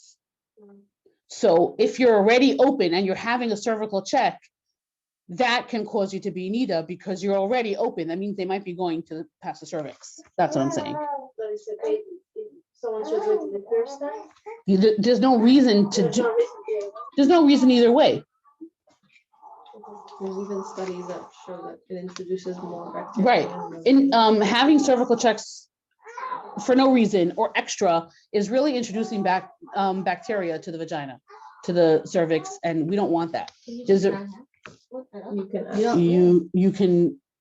you can ask that even if you're having a birth in the hospital, they'll probably want to do at least one upon arrival and maybe later on, but it's really, a lot of times it's the woman that's asking because she just is looking for relief, but that's not giving you relief. Knowing to, like, it's not really giving you the information that you're waiting to hear. Because check and they'll say you're 2, and then 4 hours later, they're like, oh, you're 4. I'm like, wait, 4 hours and I'm only 4. And this makes you more stressed. But really tuning into your body and watching the woman, they can tell really what you're up to.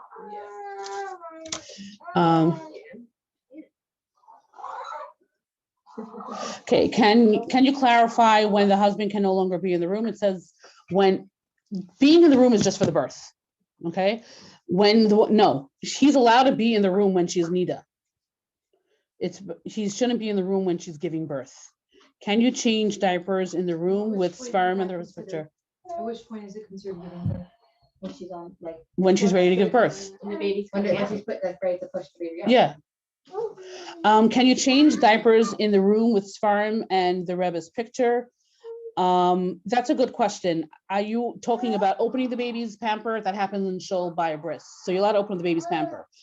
Are we talking about what's inside the baby's pamper? I never heard that you're not allowed to open it up in front of the sperm or pictures of the Rebbe. Talking about davening when there's the baby's pamper smells. Now, if it's a nursing baby, is different than its regular food. For a nursing baby, I heard for sperm it's fine, and if they're not nursing anymore, it's real food, then you shouldn't do it. And I personally never heard about in front of sperm. I only knew about the smell. So we will ask. Okay. When should you buy the Shira Milos card? You can buy it now. You can buy it whenever. That's not something that is something like preparing for the baby. I think that's probably what the question is trying to ask, because we don't prepare. That's probably what, yeah. So the question is, when should you buy the card? I think what the question is, generally we don't buy things in preparation for the baby. So that's a question in of itself. If you would ask a Rav, if there's a great sale going on, sometimes the Rav will tell you you could buy it and just keep it in someone else's house. If you need to buy something for the baby to come home with, and obviously you need to have it beforehand. I know a woman once asked the Rav about the car seat. She wanted to have it properly installed by a professional. The Rav said, absolutely do it beforehand.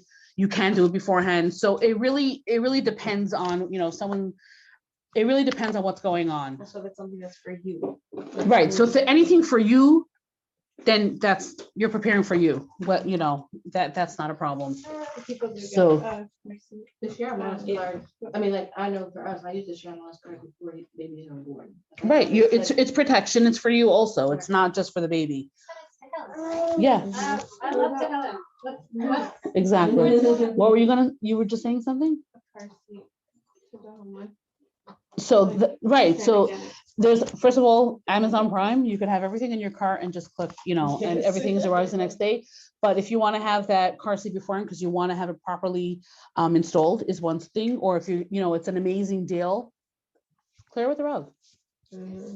They're your friend. Yes. Thank you so much, ladies, for having me. Thank you, Michal. I'll say my number again if you need anything. Hindy Greisman, 917-744-4670. Thank you, ladies. Have a good night. Thank you. Okay, everybody can just take one. Is there what? You recommend?